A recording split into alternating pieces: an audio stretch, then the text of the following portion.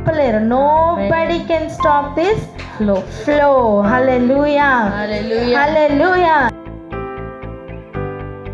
అప్పుడు ఆత్మ ఫిలిప్పుతో, నీవు ఆ రథము దగ్గరికి పోయి దానిని కలుసుకొనమని చెప్పెను. ఆత్మ నడిపింపు ఎలా ఉంటుంది అని మనం నిన్నటి దినాన్ని ఈ వచనాలు చదువుకున్నాం కదా. ఈరోజు ఇంకొంచెం ముందుకు వెళ్దాం. చూడండి, లేఖనం చదువుతూ ఉండి ఒకడు త్రోవ చూపించకపోతే ఎలా నాకు గ్రహింపులోనికి వస్తుంది అని ఆ నపుంసకుడు అడిగినట్టుగా చూస్తున్నాం. ఏం చదువుతున్నాడట ఆ లేఖనం ఒకసారి చూద్దాం రండి. 32వ వచనం 34 వరకు చదువుదాం.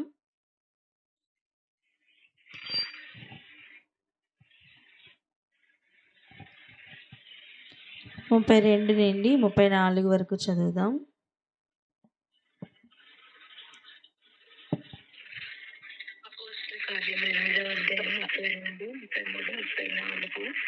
అతడు లేఖనమందు చదువుతున్న భాగం ఏదనగా, ఆయన గొర్రెల వద్దకు తేబడెను. బొచ్చు కత్తిరించు వాని ఎదుట గొర్రెపిల్ల ఎలాగ మౌనముగా ఉండునో అలాగే ఆయన నోరు తెరవకుండెను. ఆయన దీనత్వమును బట్టి ఆయనకు న్యాయ విమర్శ దొరకకపోయెను. ఆయన సంతానమును ఎవరు వివరింతురు? ఆయన జీవము భూమి మీద నుండి తీసివేయబడినది. అప్పుడు నపుంసకుడు, ప్రవక్త ఎవని గూర్చి ఇలాగ చెప్పుచున్నాడు? తన్ను గూర్చియా వేరొకని గూర్చియా? దయచేసి నాకు తెలుపుమని ఫిలిప్పును అడిగాను. హల్లెలూయా. చూడండి, వాక్య భాగములు చదువుతున్నప్పుడు మనం కూడా ఎప్పుడైనా సరే ఏ వాక్యం చదువుతున్నా సరే ఇటువంటి ప్రశ్నలు మనకి రావాలి. ఏదో ఒకటి చదువుకున్నాను, ఆహా నాకు ఆశీర్వాదపు వచనం దొరికింది, లేకపోతే అయ్యో ఏంటి నన్ను తిడుతున్నారు, ఇలా ఏదో ఒక పర్సనలైజ్డ్గా, లేకపోతే ఒక మాట పైన కింద ఏమీ చదవకుండా ఒక్క మాట, దేవుడు నిన్ను గద్దించును ఒక్క మాటే, లేకపోతే దేవుడు నిన్ను ఆశీర్వదించును, భయపడకము, ఇటువంటి మాటలు ఒక్కటే చదువుకొని నాతో దేవుడు మాట్లాడారు అనుకోవడం కాదు. కానీ మనం ఎప్పుడు బైబిల్ చదువుతున్నా, ఎప్పుడు వాక్యం చదువుకున్నా ఈ ఆలోచన ఇలా మనం చేయాలి. మనం వాక్యం చదువుతున్నప్పుడు అంతా కూడా ఇటువంటి ఒక ఉద్దేశంతో మనం చదవాలి. అదేంటి, నపుంసకుడు అడుగుతున్న ఒక ప్రశ్న చూసారా? ప్రవక్త ఎవరి గురించి చెప్తున్నారు? అలా వాక్యం చదువుతున్నప్పుడు ఇది ఎవరి గురించి రాయబడింది, ఇది ఎప్పుడు ఏ సందర్భంలో చెప్పారు? ఫస్ట్ కాంటెక్స్ట్ మనకు అర్థం అవ్వాలి. రెండోది, తన్ను గురించియా ఇంకొకరి గురించా? అలా ప్రతి లేఖనం గురించి కూడా మనకి ప్రశ్న అనేది రావాలి. ఎవరితో మాట్లాడుతున్నారు, ఏ సందర్భంలో మాట్లాడుతున్నారు, ఏమని మాట్లాడుతున్నారు, ఇది ఎక్కడ ఎలా జరిగి ఉండొచ్చు, ఏ కాలంలో జరిగి ఉండొచ్చు, ఏ సందర్భంలో జరిగి ఉండొచ్చు అనే డౌట్ మనకి రావాలి. అప్పుడు ఏం జరుగుతుందంటే, ఎప్పుడైతే అటువంటి ఒక డౌట్ వస్తుందో, లేదా డౌట్ అంటే అనుమానించమని చెప్పట్లేదు, కానీ ఎప్పుడైతే అటువంటి సందేహం ఎప్పుడైతే మనకు వస్తుందో అప్పుడు ఏం జరుగుతుందో చూడండి. ఫిలిప్పుని అడిగిన తర్వాత 35వ వచనం దయచేసి దాన్ని అండర్లైన్ చేసుకుందాం. 35వ వచనం మనకి ఈరోజు చాలా చాలా ఆత్మీయ పాఠాలని నేర్పిస్తున్న మాట. దయచేసి చదువుదాం. చూడండి 35. అందుకు ఫిలిప్పు నోరు తెరచి ఆ లేఖనమును అనుసరించి అతనికి యేసును గూర్చిన సువార్త ప్రకటించెను. హల్లెలూయా.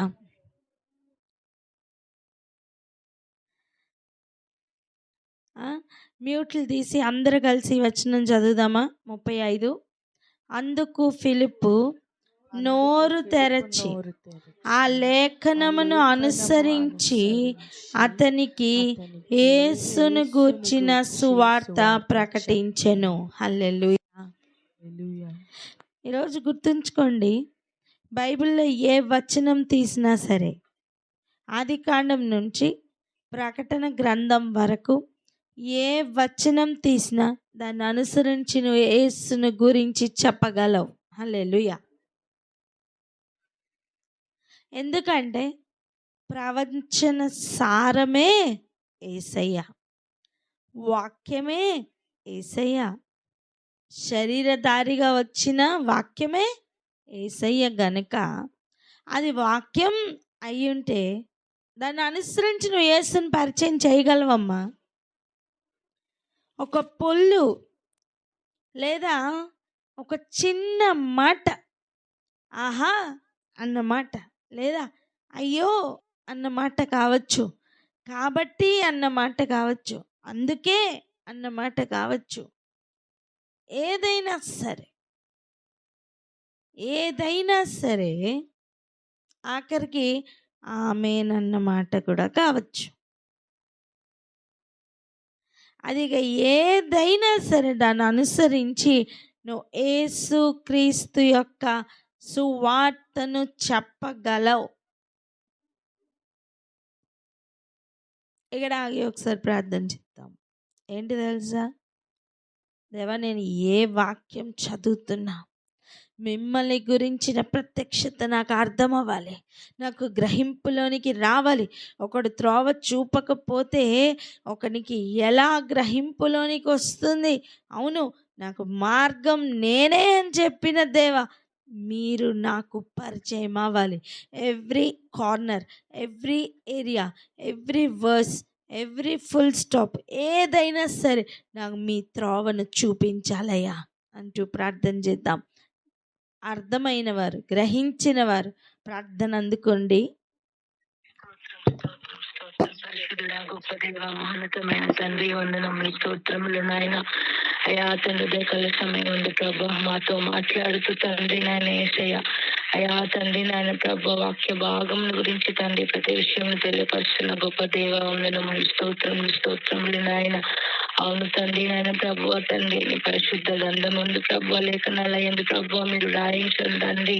అయా ప్రభు తండ్రి ప్రతి విషయమందును అవును తండ్రి నాయన ప్రభు మేము చదువుతుండగా అయా తండ్రి నాయన ప్రభు తండ్రి పెదవులతో చదివే వారేమో కాదు, కానీ తండ్రి నాయన యేసయ్య ప్రతి వాకులోను పొల్లులోను తండ్రి నాయన కలిగినటువంటి మర్మమును తండ్రి నాయన యేసయ్య మీరు మాత్రమే మాకు తెలియపరచగలరు. అవునయ్యా తండ్రి నాయన ప్రభు, చదువుతున్నప్పుడు తండ్రి నేను ధ్యానిస్తున్నప్పుడు తండ్రి నాయన ప్రభు మీరే తండ్రి నాయన అవునయ్యా తండ్రి నాయన ప్రభు అందులోని మర్మములను ప్రభు తండ్రి గ్రహించగలిగినటువంటి వారముగా తండ్రి నాయన యేసయ్య సహాయం దయచేయండి. అవును తండ్రి నేనే మార్గం అన్నారు ప్రభు తండ్రి, ఆ వాక్యముల్లోని ప్రతి వాక్కును ప్రతి పొల్లును ప్రభు తండ్రి నాయన గ్రహించగలిగినటువంటి జ్ఞానమును మీరే మాకు దయచేయండి అయ్యా. ఏదో వ్యర్థముగా తండ్రి నాయన ప్రభు అలా చదివే వారముగా కాదు, కానీ ప్రతి అక్షరమును తండ్రి నాయన యేసయ్య అయా ప్రతి పుల్లును అవును తండ్రి నాయన ప్రభు ప్రతి ఫుల్ స్టాప్ కామాలో కూడా తండ్రి నాయన ప్రభు మీరే తండ్రి నాయన అయా తండ్రి మీరే మాతో మాట్లాడండి తండ్రి నాయన ప్రభు యేసయ్య. మాకు అర్థమయ్యే రీతిలో ప్రభు మేము గ్రహించగలిగిన రీతిలో అయా మేము ప్రవర్తించగలిగిన రీతిలో ప్రభు మేము ఎలా తండ్రిని సువార్తను ప్రకటించగలిగిన రీతిలో మాకు తెలియపరిచిన దేవ అయా గ్రహించగలిగిన కృపను దయచేసి ప్రభు తండ్రి నాయన మీరే ప్రభు అయా సహాయమును దయచేయమని వేడుకుంటున్నాం తండ్రి. అతి జ్ఞానమును మీరు చెబుతుండగా తండ్రి గ్రహించగలిగే కృపను మాకు దయచేయండి తండ్రి నాయన యేసయ్య. అవును తండ్రి మీరే బోధిస్తే ప్రభు తండ్రి నాయన యేసయ్య మేము గ్రహించగలము తండ్రి. అయా తండ్రి అటువంటి ప్రభు తండ్రి జ్ఞానము కలిగిన వారము వలె, సిద్ధ మనస్సు కలిగిన వారము వలె, అయా నిరీక్షణ కలిగిన వారి వల్ల తండ్రి విశ్వాసము కలిగిన వారి వల్ల ప్రభు మేము ఉండడానికి తండ్రి మీరే మాకు సహాయము దయచేసి మీరు చెబుతుండగా తండ్రి గ్రహించగలిగిన కృపను దయచేసి మీ నామాన్ని మాత్రమే మహిమ పరచుకోనమని సమస్త మహిమ ఘనత ప్రభావం మీరే పొందుకోనమని యేసుక్రీస్తు నామములో అడిగి వేడుకుంటున్నాం ప్రియ పరలోక. ఆమేన్, హల్లెలూయా, ఆమేన్.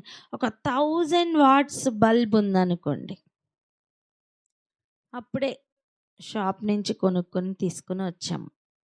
ఇప్పుడు దాని గురించి డిస్క్రిప్షన్ చెప్పండి, దానికి ఎంత కాస్ట్ అయిందని చెప్తాం.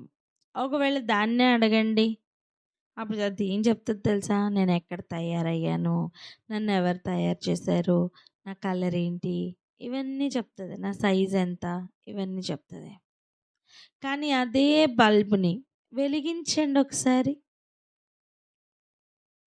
ఆ అదృశ్యమైన శక్తి, ఆ కరెంట్, ఆ పవర్ దాని లోపలికి రానివ్వండి. అప్పుడు అది ఏం చేస్తుంది? వెలుగుతుంది కదా. ఇప్పుడు దాని సాక్ష్యం అడగండి. దాని గురించి చెప్పడానికి ఏముండదు. ఏం మాట్లాడినా వెలుగు గురించే మాట్లాడుతుంది. హల్లెలూయా. అలా ఒక్కొక్క వ్యక్తి ఒక శరీరం లెవెల్లో ఆగినప్పుడు చెప్పుకోవడానికి తన గురించే ఉంటుంది.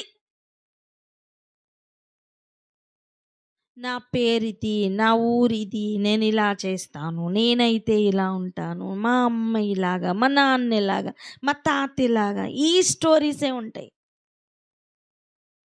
కానీ ఒక్కసారి అదే జీవితం వెలిగించబడింది అనుకోండి, తనని వెలిగించిన వెలుగును బట్టి, తన లోపల వెలుగుతున్న వెలుగును గురించి తప్ప వేరే ఏ సాక్ష్యము ఉండదండి.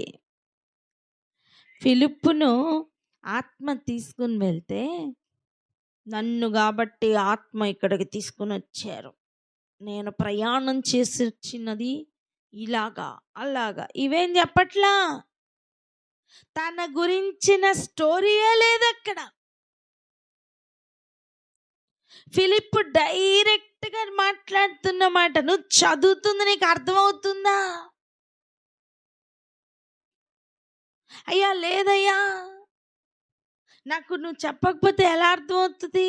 నీకు తెలుసా ఈ విషయం ఏంటో నాకు చెప్పవా అంటే ఫిలిప్ నోరు తెరిచాడు. దేనికి? తన గురించి డబ్బా వేసుకోవడానికి కాదు. ఇక్కడ సెల్ఫ్ డబ్బా ఏది కనపడట్లేదండి. నోరు తెరిస్తే చాలు, యేసుని గురించి మాత్రమే సాక్ష్యం. హల్లెలూయా. ఈరోజు నా బ్రతుకు ఎలా ఉంది? నోరు తెరిస్తే నువ్వు ఎవరి గురించి మాట్లాడుతున్నావు? నోరు తెరిస్తే నువ్వు ఎలా మాట్లాడుతున్నావు? ఏం మాట్లాడుతున్నావు? ఎవరిని అనుసరిస్తున్నావు? ఏ మాటను ఆధారంగా చేసుకుంటున్నావు? ఏ ఆలోచనని ఆధారంగా చేసుకుంటున్నావు? నోటిలో నుంచి ఏ మాటలు తెప్పిస్తున్నావు? నీ మాటలు ఎవరికైనా ప్రయోజనకరంగా ఉన్నాయా?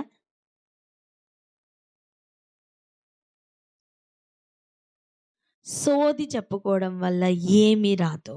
ముసలమ్మ ముచ్చట్ల వల్ల ఏమీ రాదు, ఏమీ ఒరగదండి. అరుగుల మీద కూర్చొని కూడా దేవుని గురించి ముచ్చటించుకోమని దేవుడు అనాది కాలంలోనే చెప్పలేదా? ఏం డిస్కషన్స్ పెడుతున్నావు?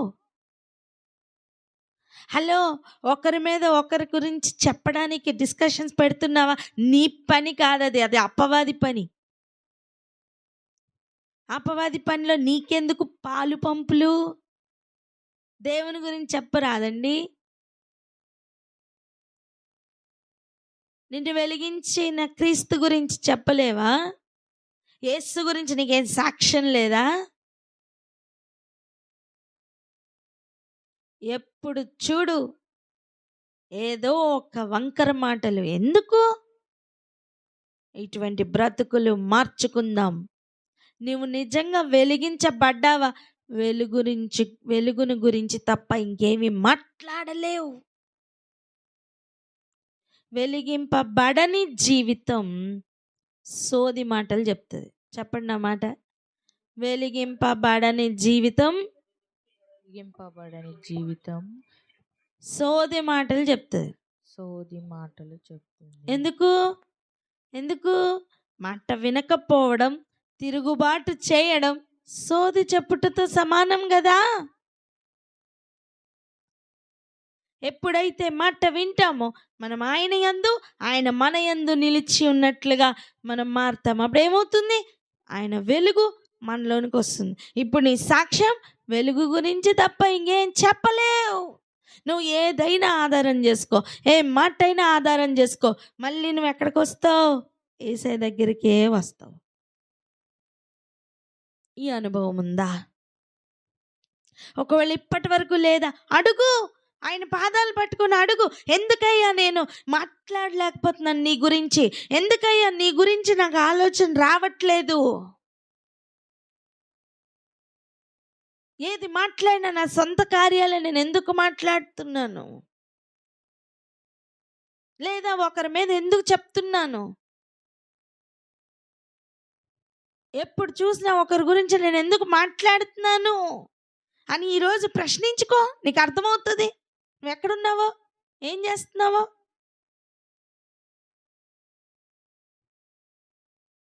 ఆయన గురించి సాక్షిగా ఉండడానికి నిన్ను పిలుచుకోలేదా? అసలు అపోస్తల కార్యాల్లో మొదటి అధ్యాయంలోనే 8వ వచనంలో ఇస్తున్న మాట ఏంటి? అయినను పరిశుద్ధాత్మ మీ మీదకి వచ్చినప్పుడు మీరు శక్తి నొందెదరు. పవర్ మీకు వస్తుంది. శక్తి అంటే ఏంటి? పవర్ కాదా? ఆ శక్తి దేనికి? గనుక యెరూషలేములోను, యూదయలోను, సమరయలోను, బూదిగంతముల వరకును ఏం చేస్తారు? నాకు సాక్షులై ఉంటారు. ఎవరికి? మిమ్మల్ని శక్తితో నింపిన దేవునికి, యేసు ప్రభుకి సాక్షులుగా ఉండాలి. అది కదా పిలుపు, అదే కదా ఏర్పాటు. ఒక్కటి చెప్పనా, నువ్వు ఎందుకు ఆయనకి సాక్షిగా ఉండలేకపోతున్నావు తెలుసా? నువ్వు ఆయన నుండి పవర్ పొందుకోలేదు, ఆ శక్తి నువ్వు పొందుకోలేదు. అందుకే శక్తి పొందుకొని బల్బు ఎలాగైతే చెప్పుకోవడానికి తన గురించి తప్ప ఏమీ లేదో, శక్తి పొందుకున్నాక తన గురించి చెప్పడానికి ఏమీ ఉండదు.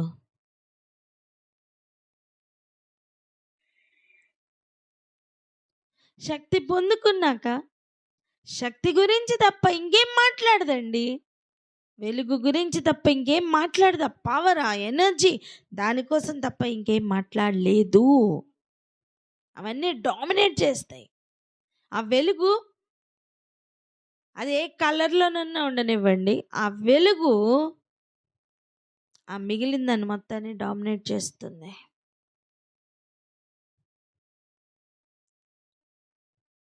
ఫిలిప్పు వెళ్ళిన పని క్రీస్తును పరిచయం చేయడానికి, నిజానికి యేసుని గురించి సాక్షిగా ఉండడానికే. హల్లెలూయా. సమరయ ప్రాంతానికి వెళ్ళాడా? ఏం చేస్తున్నాడు? క్రీస్తుని పరిచయం చేస్తున్నాడండి. నువ్వు ఎక్కడికి వెళ్ళినా ఏం పరిచయం చేస్తున్నావు?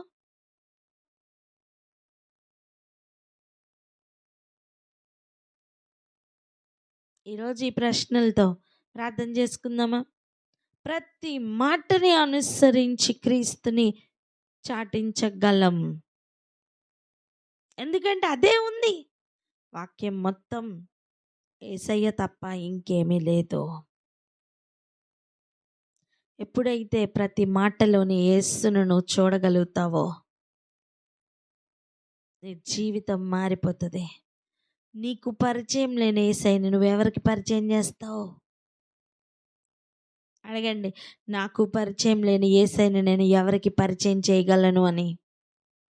పరిచయం లేని యేసయ్యని నేను ఎవరికి పరిచయం చేయగలను? నువ్వు ఎక్కువగా హృదయంలో ఎవరిని అనుకుంటే, దేన్ని అనుకుంటే దాని గురించే మాట్లాడతావు. హృదయం నిండా యేసయ్యతో నింపుకో. యేసు గురించి తప్ప ఇంకేమీ మాటలు ఉండవు కదా. ఒక్కసారి ప్రయోజనకరమైన జీవితాన్ని గడుపుదామా? బ్రతుకులు మార్చుకుందామా? దినములు అయిపోతున్నాయి కదా. ఇంకెంతకాలం బ్రతుకుంటామో భూమి మీద తెలియదు కదా. మిగిలిన కాలం యేసు గురించి సాక్షులుగా బ్రతుకుదామా? శక్తి చాలట్లేదా? వేడుకుందాం. ఆయన శక్తితో నింపుతారు, ఆయనకి సాక్షులుగా ఉండడానికే. నువ్వు ఇలా ప్రిపేర్ అవ్వు. రాజుల దగ్గరికి, మంత్రుల ఎదురుగుండా నిన్ను నిలబెడతారు. దేనికి తెలుసా? ఆయనకి సాక్షులుగా ఉండడానికి.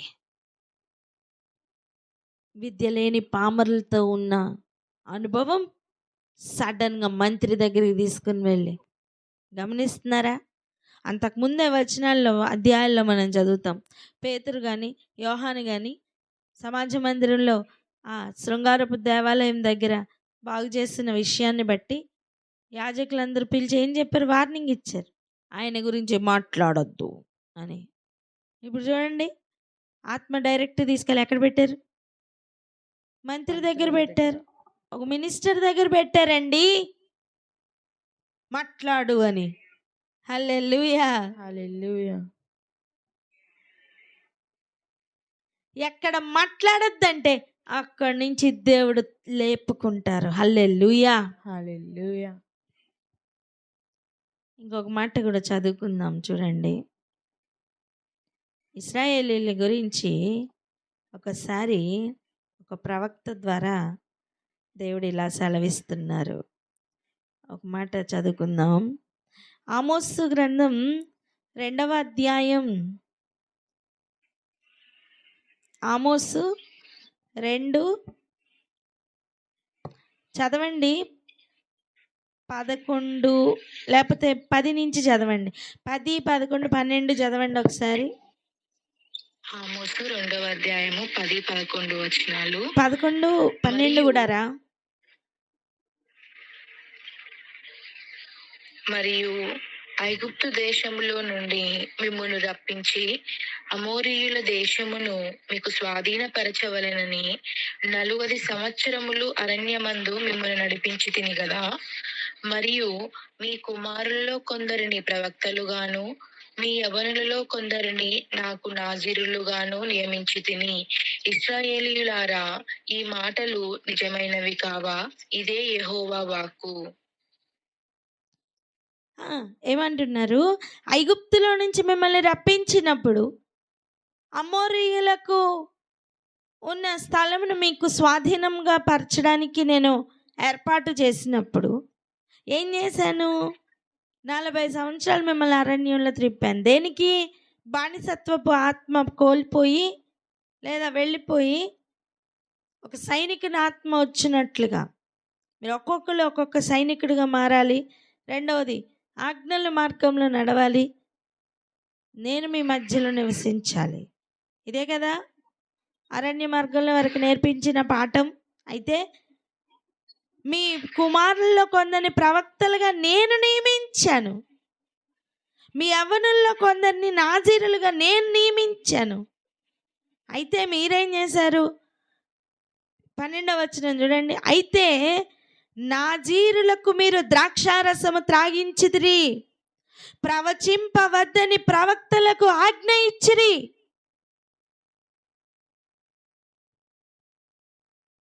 వింటున్నారా? నాజీరులకు ద్రాక్షారసం పట్టించి మత్తెక్కిచ్చారు. నాజీరు చేయబడిన వాళ్ళు ద్రాక్షారసం తాగకూడదు. ఇంకేం చేశారు? ప్రవక్తలకు ఏం చెప్పారు? మీరు ప్రవచింపవద్దని ఆజ్ఞ ఇచ్చితిరి. ఇశ్రాయేలీయులు చేస్తున్న పని.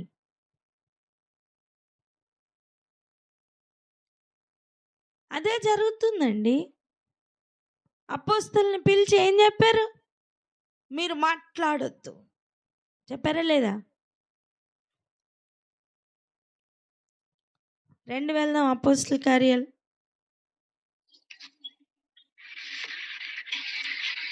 అపోస్తల కార్యాలు 4వ అధ్యాయం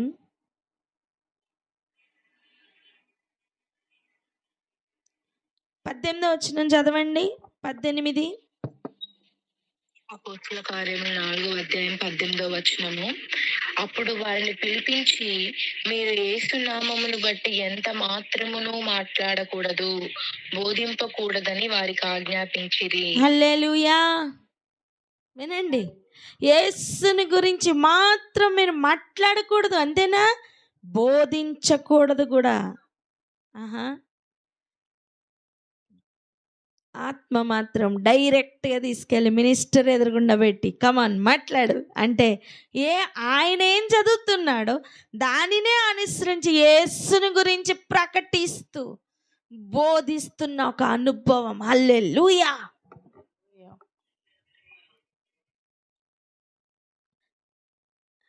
ఎక్కడ ఆపుతున్నారో అక్కడి నుంచి దేవుడు తీసుకుని వెళ్ళి ప్రకటించమని చెప్పు దినములు వచ్చుచున్నాయి. హల్లెలూయా. హల్లెలూయా.